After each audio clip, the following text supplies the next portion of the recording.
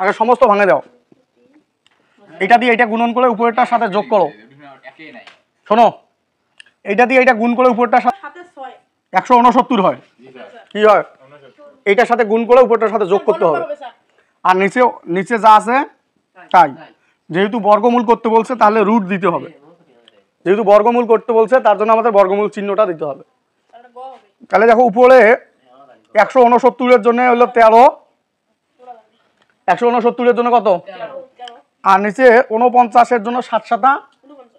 আচ্ছা, তাহলে 13 ভাগ 7 পাইলাম। এটাকে যদি আমরা সমস্ত কনভার্ট করি তাহলে এক সমস্ত 7 সাথে কে 7 আর 6 যোগ করলে হয়। এই যে গ নাম্বার অপশনটা রাইট। গ নাম্বার অপশনটা নিচের সাথে যোগ হয়, গুণ হয়, উপরটার সাথে যোগ হয়। সমস্ত ভাঙাইতে হবে।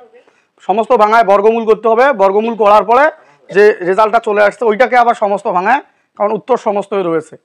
আর উত্তর যদি এমন ভগ্নাংশে থাকতো তাহলে দেখতাম 13/7 কোথায় আছে সেটা আমরা দাগায় রাখতাম। তো তোমাদের এমসিকিউ এর প্রবলেম হলো আমাকে বলতে পারো, অবশ্যই আমি কমেন্ট করে তোমাদেরকে সমাধান দেওয়ার চেষ্টা করবো।